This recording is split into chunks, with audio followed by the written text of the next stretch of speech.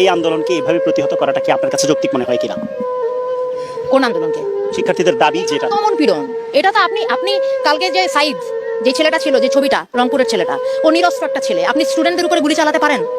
আপনি ছাত্রদের উপরে, নিরস্ত্র ছাত্রদের উপরে কোনো অবস্থাতে আপনি গুলি চালাতে পারেন? এটার জবাব প্রশাসনকে দিতে হবে। বাংলাদেশের মানুষ এটা জানতে চায় যে আমরা একটা প্রাণের কথা বলবো, একটা দাবি তুলবো। আপনার সেটা পছন্দ না হতে পারে, আপনি বাহাস করেন আমার সাথে, আপনি আমাকে কথা বলতে দিবেন না। আমি কথা বলবো, আপনি গুলি করে মারবেন। ও একটা মায়ের বাচ্চা, ও একটা বোনের ভাই, আপনি ওকে মেরে ফেলছেন। এটা একটা কথা হলো? এটা কিছু হলো? এইটাকে আপনি বলবেন? এইটাকে আপনি স্বাধীনতা বলবেন? আমি কিভাবে আপনি কি এইখানে আপনি এই প্রশ্ন তুলবেন যে রাজাকার নাকি কি? এগুলি হচ্ছে আপনার বহুদিন ধরে এই কার্ড খেলে যাচ্ছেন, মুক্তিযুদ্ধ আর কি।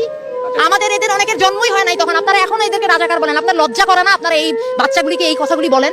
আপনারা লজ্জা করে না যে কেন এই ছাত্র গোষ্ঠী এরকম একটা আশ্রম? আমরা কোথায় কিছু একটা ন্যায্যতার, কিছু একটা অধিকারের কথা বললে আপনারা বলেন যে রাজাকার? আরে আশ্চর্য কথাবার্তা! আমার স্বাধীন দেশে আপনি আমাকে, আমি আমার ন্যায্য অধিকারের কথা বলবো, আপনি কথায়